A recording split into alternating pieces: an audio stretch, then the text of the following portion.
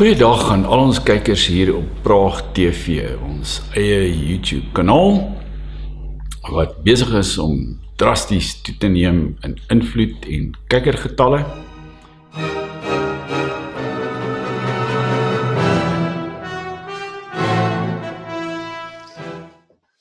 Well, welcome to this Prague video, and I'm very happy to be speaking to Brandi, all the way down in Texas.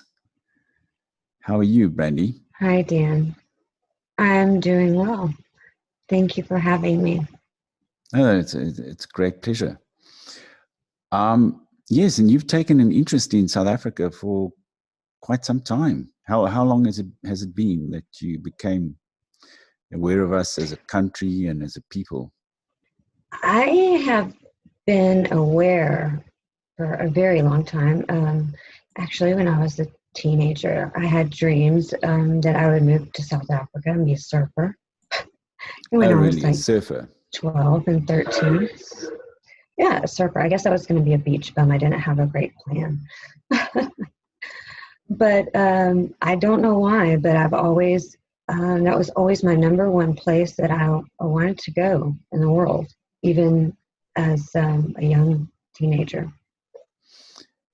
Really? And where did you first hear about us or read about South Africa? Well, when it comes to, let's say the farm murders, the brutality of these murders, the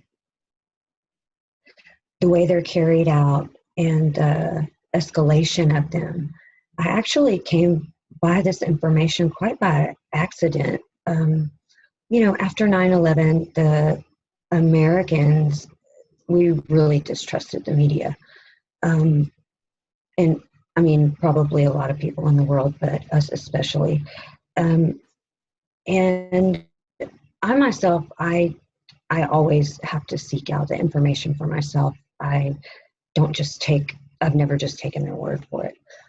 And I don't even know what I was searching for, but I came across this horrifying murder story of an entire family, of torture, of gang rape of the children, all of the children, male and female. It horrified me. And I want to say this was more than 10 years ago, maybe 12 years ago. So from there, I was obsessed with finding out the truth, what was going on. And but you saw nothing in the mainstream media in the US or in England or anything like that? Nothing online? Nothing. Well, where I came across this information, and this is actually kind of crazy, but I wasn't looking for it. But back then, the atrocities taking place in South Africa, of course, the mainstream media, there's no coverage of anything, not even the crazy stuff that's going on in the government, like changing the Constitution, which should be international news. Mm-hmm. But I came across it on like a white supremacy or far right, I don't even remember what it was, webpage. And, I just read the story. I wasn't looking for the page. And at that time, when I dug for more information, it was like the only place the information popped up, you could search for hours, were on these like far right websites, but it turns out, 13, 15 years later, it's all true. And so, but initially you were shocked by it, and then you wanted to find out for yourself.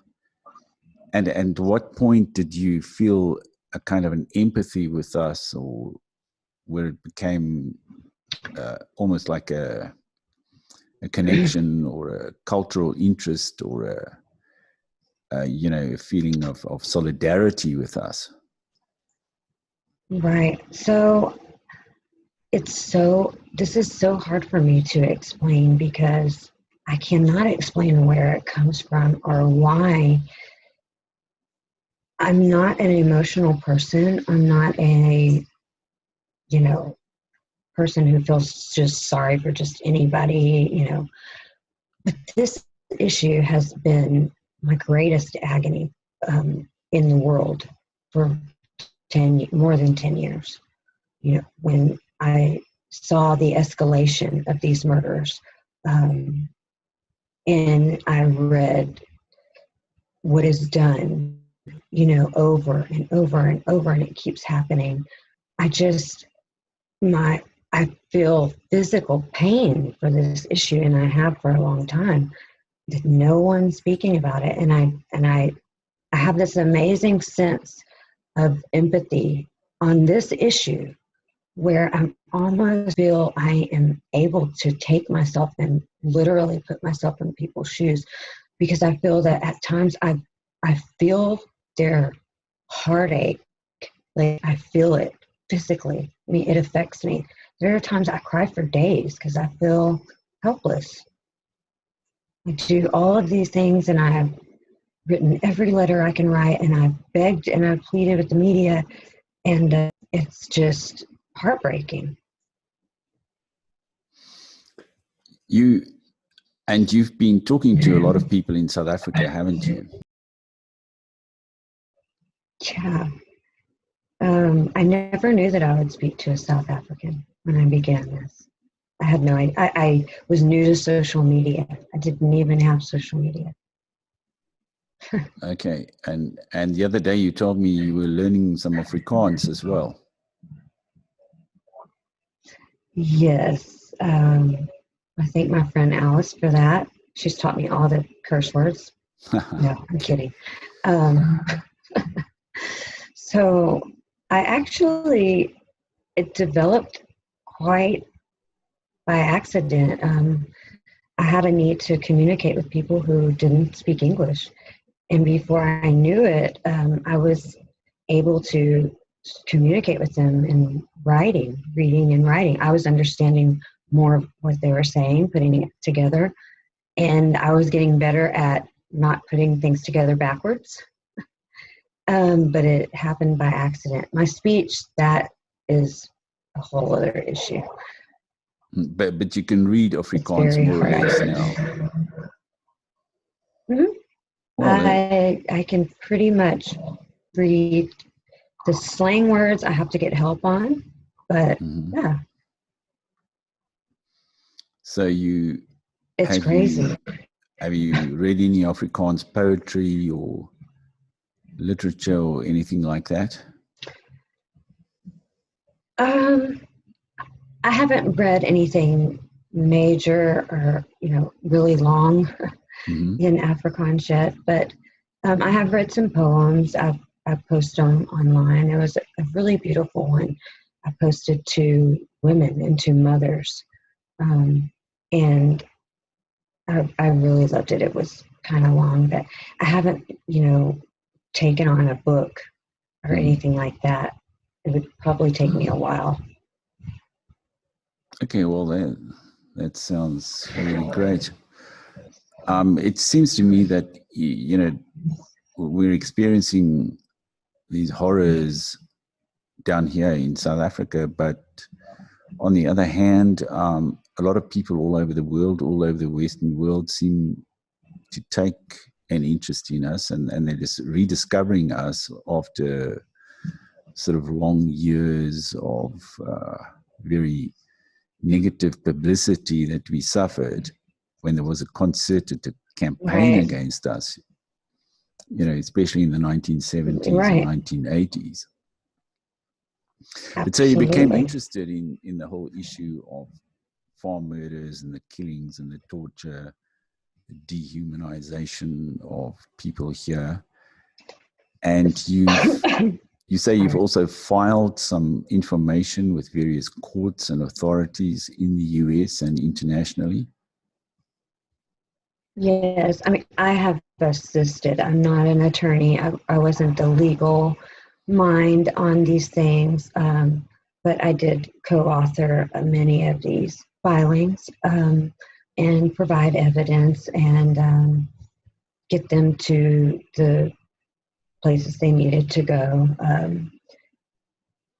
And we worked together over a short period of time before the elections. And what we did was push these out so fast to try to just hit every day with something, some type of paperwork.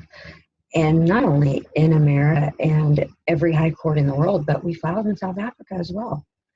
If you'll remember, when the land expropriation bill right before Christmas, it was taken off the table due to unforeseen circumstances, right? Okay.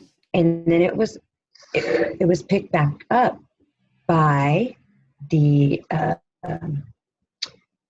Director of Public Works, right? It was put back on the table by the Director of Public Works. Well, during that time, we had made a filing, and with each filing you make like this internationally, you have to have remedies. So in each one of these filings, the remedies that were listed, there were three, were to take land expropriation off the table, take away the BEE, and to allow for the Afrikaner and Boer and English community to have their own protection. So, their own police, someone to look after their safety and their best interest, right? Everyone should be allowed this right to safety. If your police are failing you, you should be allowed to protect your community. So those were the remedies. And this was taken off the table and put back on the 20-something. This filing that I'm speaking of was made on the 12th, December 12th. That was last year, 2018. Yes, in December. So it was filed December 10th. We received notification that they received it on the 12th. And then all of this weird stuff started happening. Like they took the land expropriation bill off the table, but then the Public Works Director picks it back up. So we wrote a letter to him, and we told him that he had no authority to do this, that he was breaking the law, and that we were using his new Gazette issue as evidence in the ICC filing. So like were you talking about the underhanded ICC? Was that the one at The Hague in the Netherlands? The International Criminal Court. We did file with The Hague as well. Okay. And we also wrote to the IHEID in Sweden. I'm sure you probably know who they are, but just a small group of brilliant-minded humanitarians that some of our Nobel Peace Prize winners. I believe one sits on the ICC, but we did a lot of things. We put a lot of things out in the 4 months coming up to the election. Yeah, the South African election. And just to try to put the South African election. What we were trying to do, we knew, you can't save the world in 4 months or even South Africa, but we were trying to put the brakes on some of the issues and just shine a spotlight and let them know that we care and we're watching. But Texas has got quite a tradition of people standing up for a cause or for their rights, and you said that you felt special having been born Texan. Yes, very much so. In this whole journey, I've actually realized that your people are a lot like Texans in so many ways. Texas has a special history and a different history than any other state in America. We were our own sovereign nation. my ancestors fought and died in these wars to give us that sovereignty. They also fought and died when we gave it up. And so we're very proud. We're called arrogant by the rest of the United States, but we don't care. There are special people here, different than any other people in the United States. And that's part of your heritage. Native Texans, this is how we are. If it doesn't matter who you are, it doesn't matter what color you are, it doesn't matter what you look like. If we see that you are in need, we're going to stop and help you. We'll give you the shirt off of our back, literally. Okay, and that's why how you feel now about all of the Afrikaner people, especially suffering in South Africa from these attacks and these injustices. I feel, I've thought about this a lot. I sit in a place of safety where I never have to worry. My children sleep sound at night. I don't even lock my doors. And if someone did come on my property, I could shoot them and then go back about my business. And a lot of Americans take this for granted because these are luxuries that not everyone has. And I just try to put myself in the shoes of the mothers there. If it were my children and it were me living like that, I would hope that someone in the world would have enough humanity left inside of them to speak out, to try to help me, to care, just to care. That's it. Well, that's exactly what you're doing. I didn't exist. That's exactly what you're doing, Brandi, and I thank you from the bottom of my heart for what you've done up to now, and for your commitment in pursuing this journey, as you called it. And what do you feel inspires you about this whole thing, if you look at the more hopeful side? There have been a lot of days where I have, and people that follow me, they know I'm just human. I'm not a professional at making videos or anything like that. And when I'm hurt, I'm upset. Sometimes I speak out. And there have been days where I've spoke out and I've said, I don't know how I can move forward. I don't know if I can be of assistance and do anything good anymore. I don't know where else to go, And at those times, something always happens. I always have someone amazing reach out to me or get an amazing voice note from people that I never thought I would hear from, that I have no idea. These people know who I am there. They're very well respected, or, just, it's something just pushes me forward. And I just get up the next day and I dust myself off and I keep moving. But it's the people. It's the people. And I promised them that I would not give up on them. And I won't. Well, that's really excellent and admirable. I think very few of us would, take up a cause of trying to help people way on the other side of the globe. And there's no financial or other gain for you in it. In fact, it's costing you money. Yeah, I have spent some money out of pocket. So have others that I know. But these aren't things that we, talk about. It's humanity. And if we don't have enough humanity in us to stand up for those who are unable to really fight back. They're handicapped in so many different ways. because of the numbers or because of the world. And if they do fight back, they will be seen as the evil, when it's actually the opposite. The world has gone insane, it's upside down, and nothing makes sense. But if we lose that piece of us because we're too selfish, what makes us human anymore?